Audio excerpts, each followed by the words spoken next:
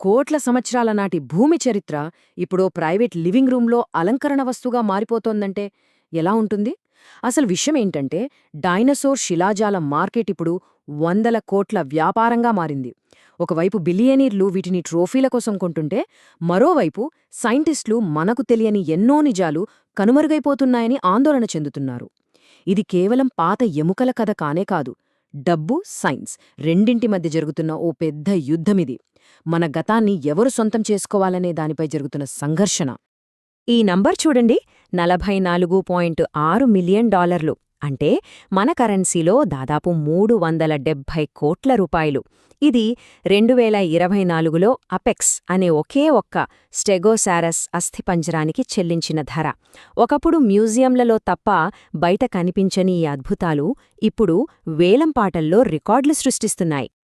ఇక్కడే అసలు ప్రశ్న మొదలవుతుంది. ఈ శిలాజాలు కేవలం ధనవంతుల ఇళ్లల్లో అలంకరణ వస్తువులుగా మిగిలిపోవాలా? లేక వాటి ప్రైవేట్ అమ్మకాల వల్ల సైన్స్ ఎంతో విలువైన సమాచారాన్ని కోల్పోతోందా? ఈ రెండింటి మధ్య ఉన్న అసలు సంఘర్షణేంతో ఈరోజు చూద్దాం. సరే, ముందుగా అసలు ఈ డైనోసార్ శిలాజాల ధరలు ఎందుకు ఇంతలా ఆకాశాన్ని అంటున్నాయో చూద్దాం. ఇదేదో సరదాగా కొంటున్నారనుకుంటే పొరపాటే. దీని వెనుక ఒక పెద్ద ఆర్థిక వ్యవస్థే నడుస్తోంది. ఈ మార్కెట్ ఎంత వేగంగా పెరిగిందో చూడండి. 1997లో సూ అనే టీరెక్స్ $8.36 మిలియన్ అమ్ముడై అప్పట్లో ఒక పెద్ద సంచలనం. కానీ 2020 వచ్చేసరికి స్టాన్ అనే మరో టీరెక్స్ ధర ఏకంగా $31.8 మిలియన్ పెరిగిపోయింది. ఇక రీసెంట్గా 2024లో అపెక్స్ అనే స్టెగోసారస్ అయితే ఏకంగా $44.6 మిలియన్ పలికింది. ఈ పెరుగుదల చూస్తుంటే ఇది మామూలు విషయం కాదని అర్థమవుతుంది. ఇంతకీ ఇంత డబ్బు పెట్టి కొనేదెవరు? ఇందులో ముఖ్యంగా 2 రకాల వాళ్లున్నారు. ఒక రకం కళాభిమానులు. వీళ్లు శిలాజాలను ఒక సహజమైన శిల్పంలా చూస్తారు. తమ హోదా కోసం, అందం కోసం కొంటారు. ఇక రెండో రకం పెట్టుబడిదారులు. వీళ్లకి శిలాజాలు ఒక ఇన్వెస్ట్మెంట్ అంతే. ద్రవ్యోల్బణం నుంచి తమ డబ్బును కాపాడుకోవడానికి కొంటారు. వీరి వల్ల అసలు సమస్య మొదలవుతుంది. ఆ శిలాజాలు బ్యాంక్ లాకర్లలోకి వెళ్ళిపోతాయి.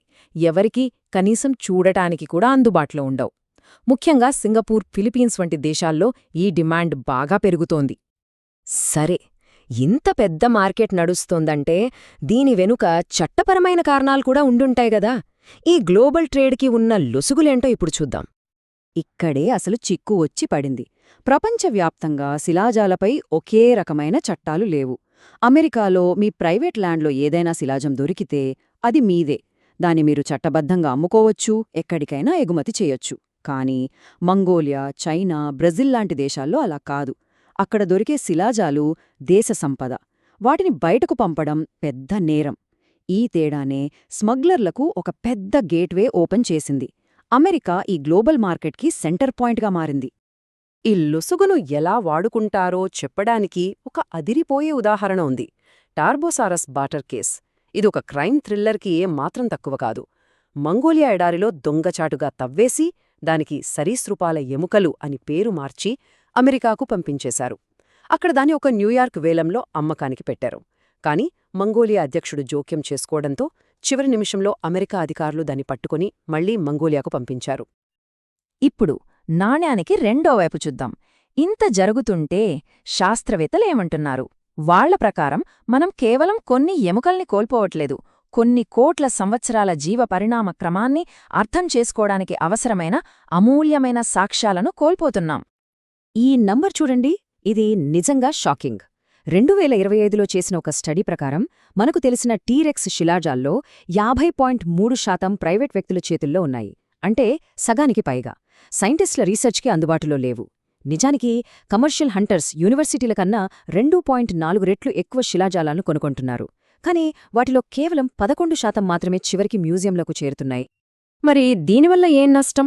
చాలా ఉంది. ప్రైవేట్ కలెక్షన్స్లో ఉన్న చిన్న డైనోసార్ల శిలాజాలు అవి ఎలా పెరిగాయో చెప్పే ఎన్నో రహస్యాలను దాచుకున్నాయి. మగ, ఆడ డైనోసార్ల మధ్య తేడాలను చెప్పడానికి అవసరమైనన్ని శిలాజాలు ఇప్పుడు మన దగ్గర లేవు.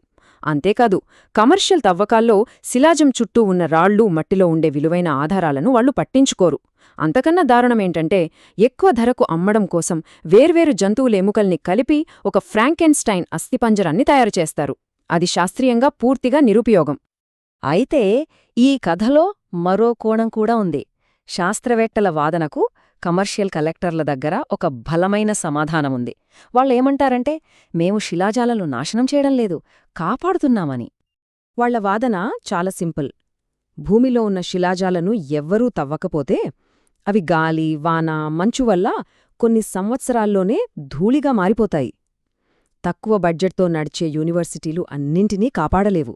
కాని మా దగ్గర డబ్బు, వనరులు ఉన్నాయి కాబట్టి ప్రకృతి వాటిని నాశనం చెయ్యకముందే మేము వాటిని రక్షిస్తున్నాము అని అంటున్నారు.